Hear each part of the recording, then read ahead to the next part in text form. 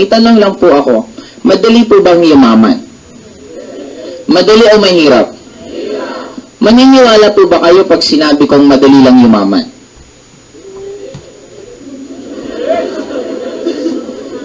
Normally, we find it hard na paniwalaan na madaling maging mayaman kasi mas marami po tayong kaibigan, kakilala, kamag-anak na mahihirap kaysa sa mayaman. Kaya dumadating tayo sa point na mahirap talaga maging mayaman. Pero hindi po totoo yun. Actually po, ang pagyaman, para lang siyang paano ka natutong magluto, paano ka natutong magbisikleta, paano ka natutong mag-drive. Ganun lang po ang formula for you to become rich. Kaya lang tayo nahihirapan yumaman. Unang-una, alam niyo po ba na kultura ng Pilipino ang pagiging mahirap? Bakit ko nasabi yun? Pansinin niyo po ang horror films. Ang karakter ng horror film sa atin, ano? Aswang. Anong itsura ng aswang? Pangit, matatanda, puti na ang buhok. Normally, saan nakatira ang mga aswang? Bahay kubo sa bundok. Pag-usapan natin horror film sa abroad, anong karakter ng horror film sa abroad? Vampire. Anong itsura ng vampira? Guwapo, magaganda, sexy, macho. Saan nakatira normally ang mga vampira? Mansions or castle. Doon pa lang po makikita na paano tayo mag-isip. Katang isip na nga lang po, ginawa pang pampulubi yung sa atin, hindi man lang ginawang pang mayaman. Okay. Ngayon, may tatanong lang po ako sa inyo. Sino dito yung gustong yumaman? Pwede pong itaas ang kamay. Okay, pakibaba po ulit. Thank you po. Kung gusto mo maging magaling na basketball player, anong dapat madalas mong ginagawa? Ang pagpapractice po is partly mali. Bakit? Gusto mo maging magaling na basketball player, nagpa-practice ka araw-araw ng volleyball. Magiging magaling ka bang basketball player? Of course not. Pero kayo po yung samagot kanina, sabi nyo lang, mag-practice. If you want to become a good basketball player, dapat ang pinapractice mo araw-araw, basketball, ang idolo mo, basketball player, ang madalas ang panoorin tungkol sa basketball, ang hilig ng mga kaibigan mo is basketball din. Now, if you want to become a good singer, gusto mo maging magaling na mga awit, sino dapat ang idolo mo? Singer. Anong dapat madalas mo ginagawa? Kanta? Anong madalas mong pinapanood? Mga concerts or tungkol sa pagkanta. Anong hilig dapat ng mga kaibigan mo? Pagkanta. Now, may question po ako sa inyo na gusto ko sagutin nyo na lang po lahat sa isip ninyo.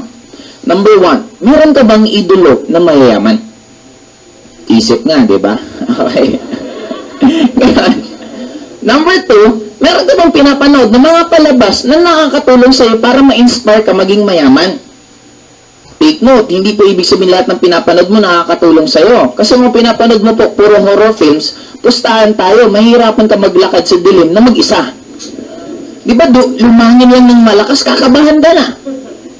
Pangatlo, anong mga binabasa mong libro na nakakatulong sa'yo para ka maging mayaman? Hindi po totoo na pag nagbabasa ka ng libro, tatalino ka. Depende po sa binabasa.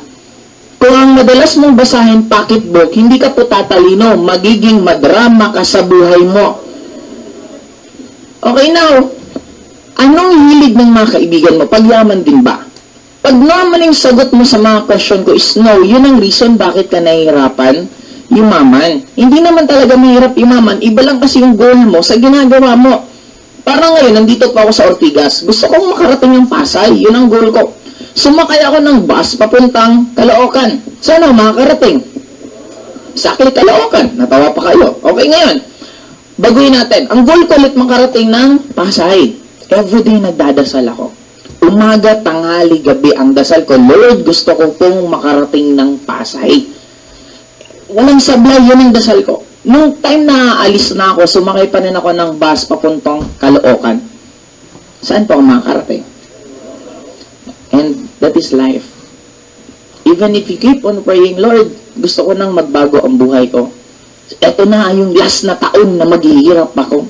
Next year, magbabago na ang buhay ko. Kahit anong dasal mo, kung hindi mo babaguhin yung ginagawa mo, hindi rin magbabago ang buhay mo. Walang pinagkaiban sa magdadayet na ako. Nakailang pangako ka na sa sarili mo. Ang tanong, anong ginawa mo? Wala pa rin. Tayo ang mag-ano ng cause ng change, hindi ibang tao. Now, may mga konti lang po ang sasabihin na itong mga sasabihin ko pang ito masyado makakatulong sa inyo para magbago buhay nyo. Number 1, kung gusto nyo yumaman, dapat lakihan nyo yung tinatawag na psychological wallet. Ano yung psychological wallet? Yan ang capacity ng tao, ng utak niya, kung yayaman siya or hindi. Okay? I-visualize yun nila po ang wallet. Pag mas malaki ang wallet, mas maraming perang pwedeng ilagay. Pag mas maliit ang wallet, mas konti ang perang pwedeng ilagay. Now, what if ang sweldo mo, empleyado ka, ang sweldo mo 10,000 per month? Buwan-buwan yun ang sweldo mo. Isang araw maganda gising ng boss mo, dinagdagan ka ng additional 10,000. Magkano lahat ng kinita mo? Anong mararamdaman mo kung nasanay ka na ang kita mo 10,000 at biglang naging 20,000? Of course, you'll be happy. But take note, ang 10,000 per month, ang tawag dyan, normal income. Kung normal income ang 10,000, anong tawag sa 20,000? Exactly abnormal. At lahat tayo gusto natin maging normal, syempre. Okay? Now, pag first, ang sweldo mo 10,000, umabot ng 20,000, biglaan, binigyan ka ng boss mo, dinagdagan ng 10,000, wala kang ibang gagawin, bibili ka ng bagong damit, or bibili ka ng bagong phone, or iti-text mo mga kaibigan mo, friend, nasaan kayo, magpakita kayo sa akin, marami akong pera ngayon, manglilibre ako. In short, uubusin mo to para bumalik ka saan? Ginagawa po ba natin? Naalala niyo po ba nung nakaraang Pasko, pagkalapag sa'yo ng bonus mo, di ba parang nasisindan yung pet mo na dapat ubusin mo agad yon?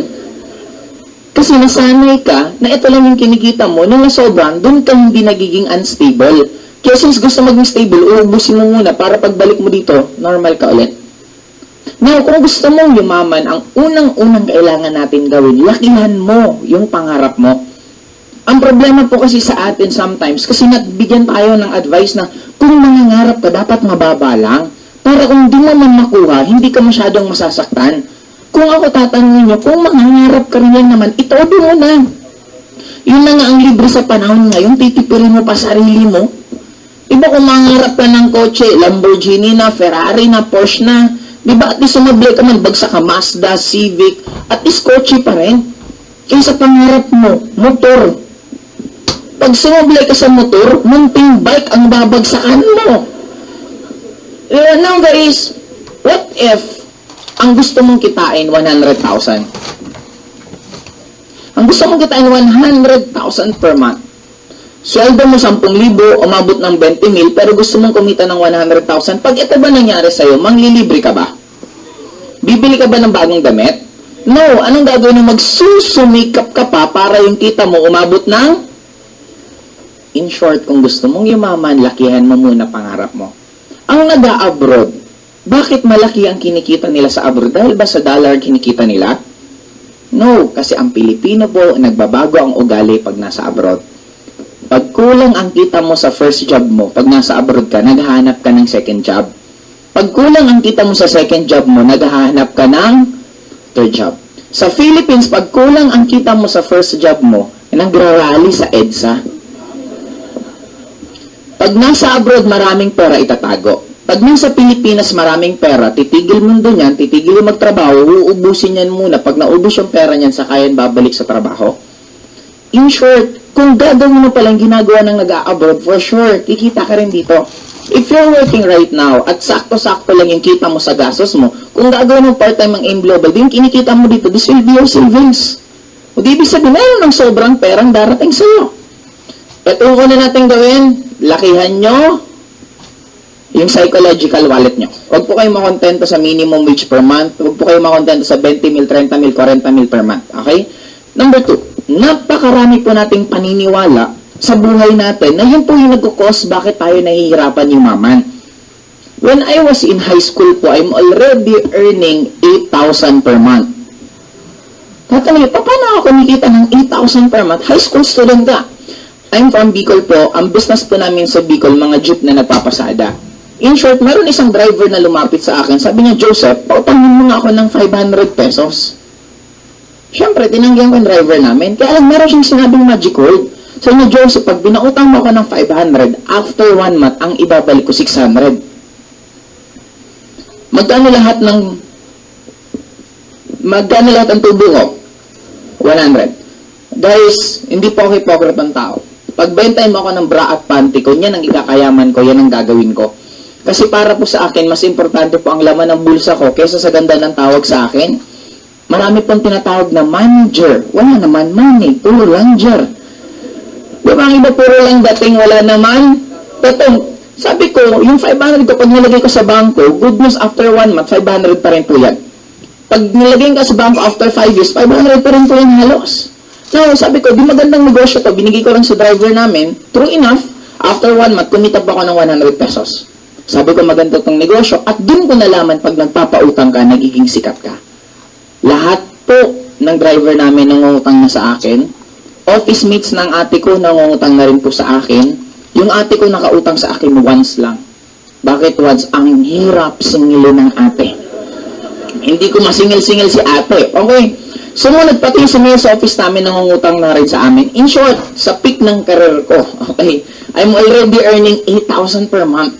Biglang meron isang matanda na lumapit sa akin. Sabi niya, Iho, tigilan mo na ginagawa mo. Kinabahan po ako bigla. Kasi ang turo po sa akin, makinig, sumunod sa matatanda. Wala pang sinabing kumontra. Ang sabi, makinig, sumunod sa matatanda. Matanda po yung nag-a-advise sa akin. Kinabahan po ako bigla. Naglakas loob na lang tanong ko, tita, huwag lang po kayo ma-offend. Bakit ko po kailangan itigil yung ginagawa ko? Sabi niya, napakabata mo pa talaga, Iho. Wala ka pang kamuwang-muwang sa mundo. Sabi ko, bakit ko nga po ba ititigil to? Hindi mo ba alam kung anong tawag sa ginagawa mo? Sabi ko, ano po yun? Sabi niya, 5-6. Sabi ko, ano naman po ang masama sa 5-6? Since ang tubo mo, 20% per month, lahat ng nagpapa 5-6, nandito ka pa sa mundo, yung kaluluwa mo, sinusunog na sa impyerno. Imagine mo, sabihan ka ng ganyan, kung makita niyo pa yung mukha niya, parang nanggaling talaga dun, impyerno, gumaganon-ganon pa siya. Don't get me wrong, but I really don't believe sa kasabihan na makinig sumunod sa matatanda all the times. So ano po natin ibibase ang talino sa edad? Kasi marami pong tumatanda na wala naman pinagkatandaan. Tama, ako I do believe, listen to all advice, but be very careful kung anong advice ang susundin mo. Kasi isa lang sure ko, may alam ang bata na hindi alam ng matatanda at may alam ang matatanda na hindi alam ng bata. One example, sa medyo matatanda po dito, alam niyo po ba kung ano yung Dota?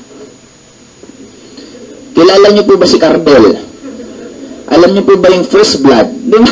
Pag na, ano ba yan? Kapit-bahay ba namin yan? Okay. Laro po yan. Ang point ko guys, sabi nga, ito na lang, another example. Kahit ikaw pa ang summa cum laude ng University of the Philippines, ikaw yung pinakamatalinong estudyante, isa lang sure ko, pag nasira ang inidoro nyo, sa tubero ka pa rin pupunta. In short, huwag sana maging mataas ang tingin natin sarili natin dahil magaling lang tayo sa academics kasi tandaan mo lagi, meron alam ang iba na hindi mo rin alam. Dito ka, the store short, naghanap ako ng comparison kasi ayaw ko mawala yung 8,000 ko buwan-buwan. Buti sana kung pag naniwala ako sa kanya, siya yung magbibigay sa akin ng 8,000 buwan-buwan. Hindi. Maraming tao sa labas, titigilan ka sa pangarap mo, pero hindi ka naman nila tutulungan. Okay, ngayon, naghanap ako ng comparison, meron po akong na-meet na kaibigan ko. Ang business niya po, nagluluto po siya ng pansit. Ang kapital niya po, 100 pesos. Sa 100 pesos pong yan, after na bibili siya ng 1 kilong pansit, konting kami, konting gulay, after nun, na ibebenta niya po ng 300. Magkano tubo niya? Doon po ako nagtanong sa sarili ko, kung yung kaluluwa ko sinusunog na sa impyerno, ano na lang kaya yung kaibigan ko? Masama ang 5-6 kasi ang tubo. Yung kaibigan ko, ang tubo po, 200% per day. Sabi ko, malamang yung kaluluwa niya, ninunuclear na sa impyerno. Guys, I'm sure lahat po tayo narinig natin yung kasabihan na ang isang nagpa-5-6 masama. But the question is, kung aalamin mo kung saan talaga ito nag-originate, itong kasabihan na to, pag tinanong mang matatanda, anong sasagot sa'yo? Ah, sabi kasi yan sa amin ng matatanda. Tanungin mo yung matatanda, anong sabi sa'yo? Sabi rin sa amin yan ng matatanda. Ito yung problema mo, wala ka nang matatanungan. Kasing matatanda ng matatanda, namatay na lahat. In short, wala nang magpapatunay kung totoo or hindi. Now, bigyan ko na lang kayo ng mga isang sample na madalas natin pinagagawa, pero hindi natin naiintindihan bakit natin ginagawa. Okay, imagine nyo TV to.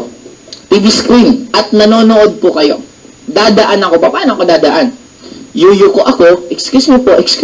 Di ba, ginagawa po ba natin yan? Yes. Bakit kailangan pa natin yumuko? Ba't hindi na lang tayo maglakad ng maayos? Excuse me po. Di ba pag naglakad ka pa ng maayos, mas mabilis ka pang nawala? Di ba? Kasi sabi ng iba, kaya kami yumuko para hindi maistorbo yung TV. Pag yumuko naman ako, di ba susundan niyo pa rin naman ako? Minsan nga lumagpas sa TV, saan tayo pupunta yun? Ginagawa hindi. Bakit natin ginagawa? Sabi ng matatanda.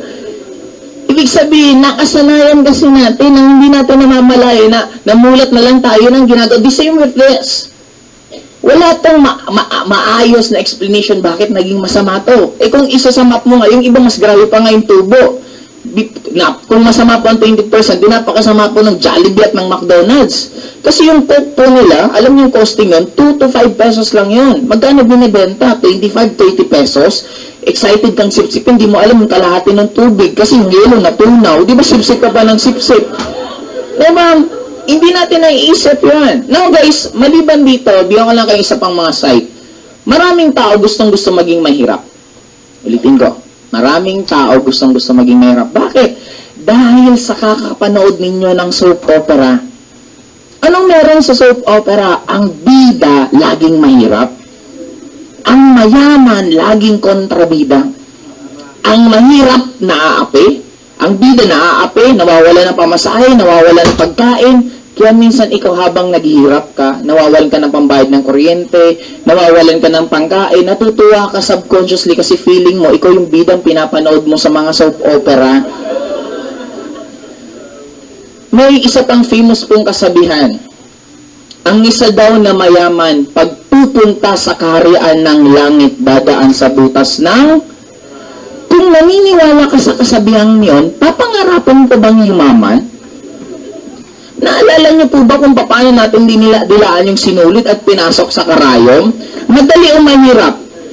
Kung yun nga nahirapan ka, katawa mo pa kaya ipasok mo sa karayom? Di lalo parang sinabi mo walang karapatan pumunta sa langit ang isang mayaman. Ba't hindi po totoo yun? Bakit? Kung ang Panginoon natin siyang may-ari ng buong mundo, mayaman siya hindi. Kung ang Panginoon natin, anak niya tayo at magulang natin siya, ano tayo dapat? Exactly. God mismo naglagay na, God made us here on earth for us to become prosperous. Ibig sabihin ng prosperous, masagana. Now, sometimes naging scapegoat lang ng iba, bakit sila nagiging mahirap? Okay, ngayon, maliban po dito, okay, hindi ko ito masyadong elaborate, basta ang point ko, hindi po lahat ng nakasanayan, obligasyon po natin sundin. Sometimes po walang masama, analyze mo muna kung nakakatulong siya sa growth mo o hindi. Kung hindi po siya nakakatulong, wala din pong masamang ilat ko mo. Kasi ito yung point ko. Kung kakain ka, papiling ka kutsara, tinidor, or chopstick, ano pipiliin mo? Kutsara, tinidor. Do you think ang Chinese, ano pipiliin? Ang tanong, sino sa kanilang tama at sino sa kanilang mali? Di ba normally, nagkakaroon ng tama at mali, depende kung saan ka lumaki. Kaya the same with this. I'm telling you na wala pong masama. Sometimes, i-analyze nyo muna bago nyo gawin or hindi. Number 3, last. Lahat po tayo may tinatawag na pangarap. And for us to get our dreams, we only have 2 choice. Meron tayong dalawang pagpipilian para makuha mo pangarap mo. Pwede ka maging empleyado, pwede ka maging negosyante. Now, tatanungin ko po kayo. Sino ang pumapasok araw-araw? Empleyado, negosyante? Sino napapagalitan? Empleyado, negosyante? Sino may bandy clock? Empleyado, negosyante? Sino may magagandang sasakyan? Empleyado, negosyante? Sino may magandang bahay? Empleyado, negosyante? Alin ang mas maganda dito sa dalawa? Empleyado o negosyante? Okay, sino po dito yung first time na umattend na college student? Pwede pong makita yung kamay. Sige po, sino may college student pa dito? Kayo po, sir. College, hindi na po. College student. Walang college. Kayo po. First time niyo po. Anong course nyo? HRS? Ano yun? Hotel Restaurant Services. Ngayon, ano pangalan niyo, ma'am? Oh, ano? Ikaw mo naman kausap, ano? Journey Lim. Okay nga, Journey na lang. Okay. Huwag ka lang pupunta sa Cebu at huwag mong dodoblehin. Okay, hindi maganda yan. Ngayon.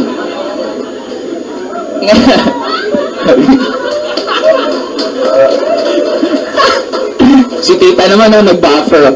Okay, anyway, Jer na lang. Pagka-graduate mo, Jer, anong gagawin mo?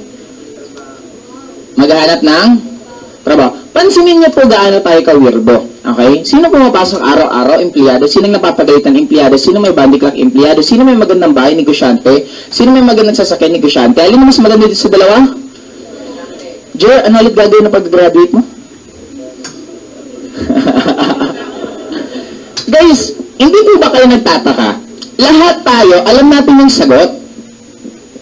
Nasaan yung pangit nandito? Nasaan yung magaganda? Eto. Anong gagawin mo pag-graduate mo? Eto. The question is, why? Bakit? Sabi ng iba, Joseph, you want to become businessman, but the problem is, wala ka ng pera. Hindi mo kailangan ng pera para maging mayaman at magtayo ng negosyo. Always remember, top 3 na pinakamayaman dito sa Philippines, they all started with nothing.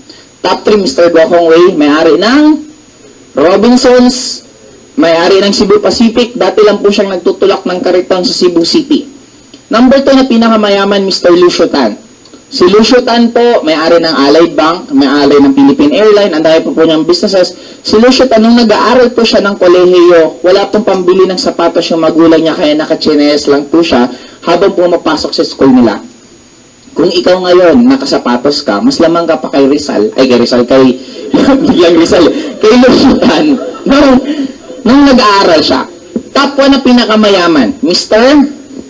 Henry C. Anong negosyo ni Henry C? Tama naman, tama. Okay. Si Henry C.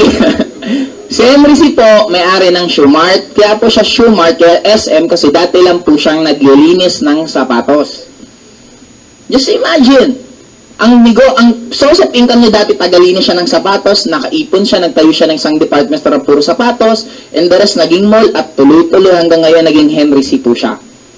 Ngayon kung ang pagbabasa ng pagyaman pera, how come more than 80% ng nananalo sa loto, lalong naging mahirap after nilang manalo? Ulitin ko, 80% ng nananalo sa loto, lalong naging mahirap after nilang manalo. Question, bakit? Ano ba natutunan mo sa pagpapanalo mo sa loto? Wala. Now, pag may trabaho ka at nanalo ka sa loto, anong unang-unang mong gagawin? Mag-resign ka sa job mo. Bibili ka ng malaking bahay, pag-aaralin mo yung anak mo sa magagandang school, bibili ka ng kotse. Lahat ng pera mo palabas, walang papasok, maubos hindi. Pag naubos, bebenta mo yung bahay mo, ibebenta mo yung kotse mo, yung anak mo medyo pag-aaralin mo sa mas mababang school. Lahat pa rin palabas, walang papasok, maubos hindi. Wala ka ng pera, wala ka ng bahay, wala ka ng sasakyan, wala ka pang trabaho. Yun ang common na nangyayari sa mga nananalo sa loto. Ngayon, ang question dito, kung hindi pala reason pera, kaya kami bumabagsak dito, ang question ano? Ang reason bakit tayo bumabagsak dito dahil sa mahiwagang advice na to. Sabi ng mga magulang natin sa atin, number 1, anak, go to school. Anak, study hard. Number 3, anak, find a job. Itatagalog ko po para ramdam natin lahat. Sabi ng magulang natin sa atin, anak, pumasok ka ng school. Mag-aral ka ng mabuti. Kasi pag nakapag-aral ka ng mabuti, makakakuha ka ng matataas na grado at makakahanap ka ng magandang trabaho at matutupad mo mga pangarap mo. Hallelujah.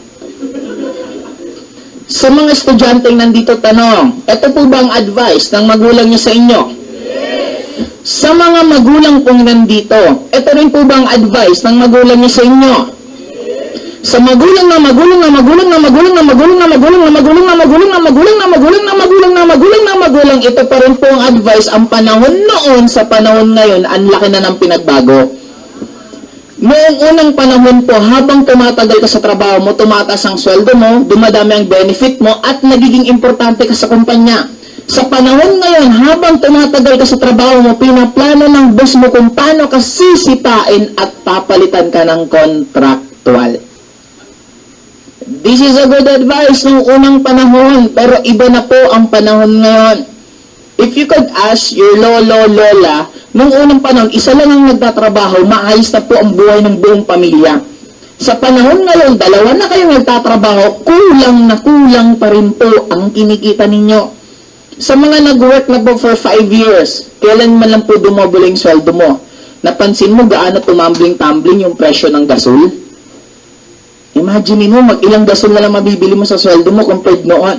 Now, ang point ko guys, kaya tayo, maliban dito, meron tayong pangatlong source para pwedeng kumita ng pera. This is what we call networking. Maraming taong negative at skeptic sa networking. Hindi dahil pangit ang networking, nagkataon lang po kasi na walang nagsabi sa atin na anak, mag-aral ka ng mabuti at pagka-graduate mo anak, mag-networking ka. Bakit walang ganun? Kasi nga, nung panahon ng mga magulang natin, wala pa to.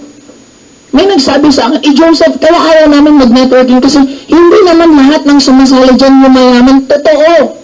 Hindi talaga lahat ng sumasali dito yumayaman kasi hindi rin po lahat ng nag-aaral gumagraduate. Hindi rin po lahat ng nagtayo ng negosyo nagkumita. Hindi po lahat ng nag-take ng nursing exam naging nurse. Hindi po lahat ng nurse ang trabaho pag na-nurse. Now, ang point ko, kung anong nangyayari dito, huwag po natin ilayo, nangyayari din naman dito. Kaya lang, itong tatlong to, ang tawag ko po dito, this is just an evolution. Anong ibig sabihin ng evolution? Parang ito po yung way mo, papunta sa pangarap mo. Paano yan? Ang employment sa akin, para kang naglalakad, papunta sa pangarap mo. Ang business sa akin, para kang nagdadrive, papunta sa pangarap mo. Ang networking for me, lumilipad ka, papunta sa pangarap mo. And ako, practical lang po ako. Bakit ako maglalakad kung pwedeng mag-drive? Bakit ako magdadrive kung pwede kang lumipad? Bakit papatagalin ng sarili mo yumaman at susundin mo kasabihan na life begins at 40 kung pwede ka naman yumaman na bata pa? Ba't kailangan mo anting mong kailan ka na 40? Diba? Parang sa mga dalaga po nandito, may dating pa ba sa inyo mag-drive ng isang sports car ang 40 or 50 years old?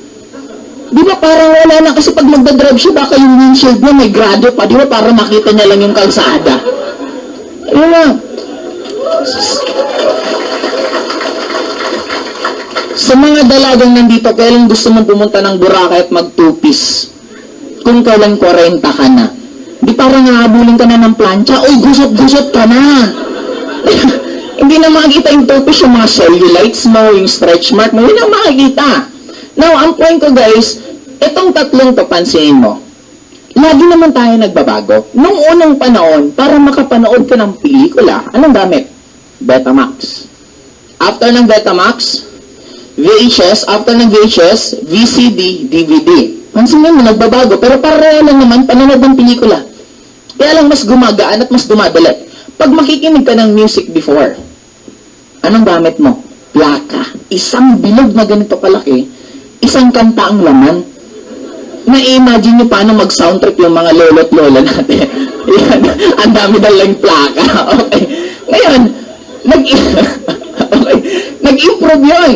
Lumiit, naging cassette tape. Ang problema sa cassette tape, para maulit mo yung kantang gusto mo, tutusukin mo ng ballpen, ikot-ikot mo ng ganun yung ballpen. Diba? Para maulit mo.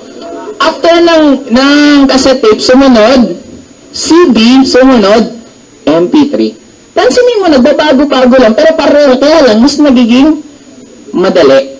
Kung tatanungin niyo ako, kung papipiliin ko, ako pala tatanungin sa inyo, kung papipiliin kayo, kung aakit kayo ng building, elevator o stairs? Kung maghulukay ka, pala o backhoe? Yun ang reason bakit tayo nahihirapan yumaman. Pinapili ka na pala o backhoe. Gusto ko kutsara.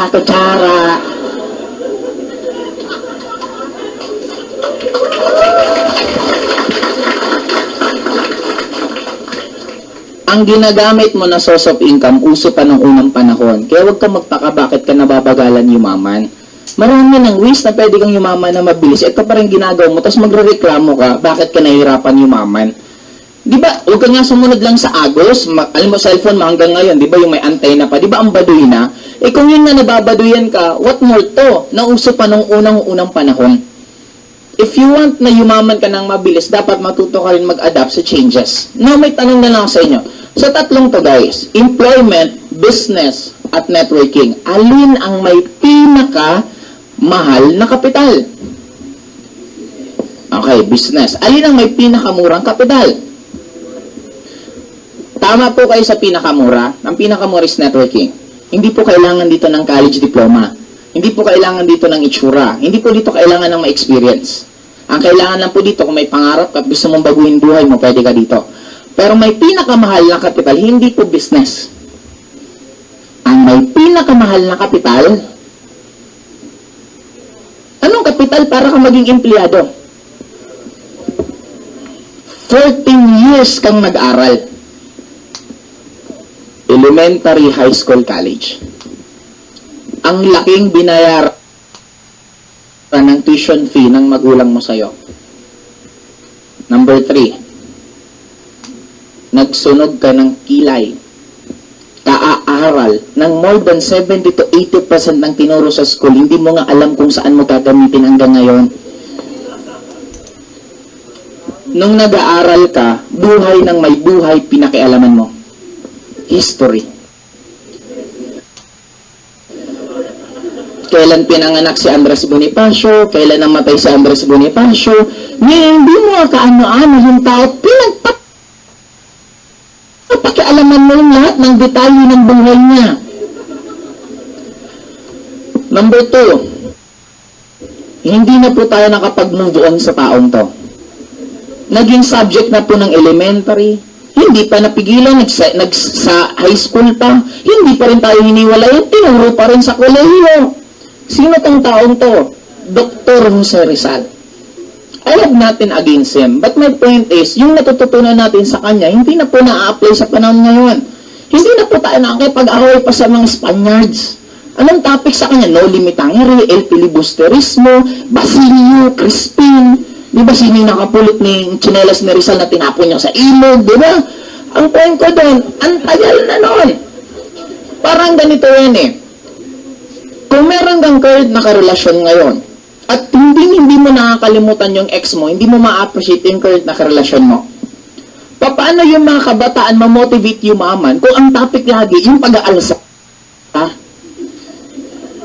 Eh kung pinalitan na lang sana yun, buhay ni Mark Zuckerberg, paano siya naging napakayaman at age of 27, naging youngest billionaire siya sa United States. Buhay ni Henry C., paano siya nagsumikap na in spite na mahirap ang Pilipinas, nagawa niyang yumaman. Kung yun sana ang mga topic, di ba mas mai-inspire ka nang baguhin mo buhay mo? Pansin mo yung mga tao na mahirap, ang laging topic pass. Nunda ka, ang buhay ko ganito, kaya hindi nakakapag-move on. Number 3, na dinugo lahat tayo kaaaral sa subject na algebra. Yung letra sa number, pinagpapa-plus. 1a plus 2b equals 3b. Di ba kailan mo malang pag ginamit, ano pabili ng candy to 1b, ito sukli mo 2c. Di ba? Hanggang ngayon, hindi pa natin nagagamit yan. Simula bata tayo, isa lang laging sinasabi sa atin, mag-aral ka lang ng mabuti, pag graduate ka, gaganda buhay mo. Lahat po tayo naniniwala sa kasabihan yun kasi sinabi yun ng magulang natin, sinabi yun ng mga guro natin, sinabi din ng kapitbahay natin, lahat yan ang sinabi, mag-aral ka lang ng mabuti, pag graduate ka, gaganda buhay mo. Nung graduation ceremony mo, ang sarap sa pakaramdam. Habang umaakit ka sa entablado, sabi mo, this is it. Yayaman na kami. Habang ginagano na yung tali sa ulo mo, ramdam mo na ngayon, ako na ang puputol ng sumpa ng kahirapan sa pamilya namin. Nung nag-apply ka na ng trabaho, may panibagong katotohanan na hindi sinabi sa atin. Logo sa logo ng school, nag-aaway. Ateneo, Lasal, UP, hindi pa tinitingnan yung resume mo, yung grades mo, tiklop ka na dahil sa logo pa lang ng kalaban mo. Sumunod, nag-a-apply ka, may nakita ka with experience. Paano ka magkakaroon ng experience kung hindi ka nila tatanggapin? Tama? Ito pinakamalala. Sabi sa atin, mag-aral ka lang, gaganda buhay mo. Kinarir mo yung pag-aaral. Elementary, high school, college, perfect mo lahat ng exam. Hindi ka nag-absent, hindi ka na late. Sobrang ikaw ang pinakamagaling na estudyante sa classroom ninyo. Nauramdam mo na pag nag-apply ka ng trabaho, automatic matatanggap ka kasi ang talino mo. Nung mag-a-apply ka na ng trabaho, may panibagong katotohanan na hindi tinuro sa'yo. May nakita ka, may nakalagay requirements with pleasing personality. Paano kung ang itsura mo hindi na uso? Lahat ng pinag-aralan mo tumiklop dahil lang sa itsura mo. At alam, ito, totoo po, mas madali pong matanggap sa trabaho ang may itsura kaysa sa walang itsura. Di ba, tayo napaka-judgmental natin. Manood ka ng balita, may nakita ka. Inakusahan ng rape, pinakita yung picture. Nakita mo yung picture, pangit. Ano ba pasok sa isip mo? Guilty. Tama po ba? Naging pangit lang, guilty na agad eh. Ngayon, ang pag-uusapan natin, this will be just be very, very quick. Okay, ang pag-uusapan natin, it's all about networking. Kayo na po mag-judge kung gusto nyo or hindi. Sabi nga, total, at least andyan na rin naman kayo. Pakinggan nyo na, at least makikita nyo at maano nyo anong difference ng totoong networking. Okay, ngayon, lahat ng negosyo may kapital. Ang kapital sa amin para kayo maging member, you just need to buy the package na ang worth po ng package is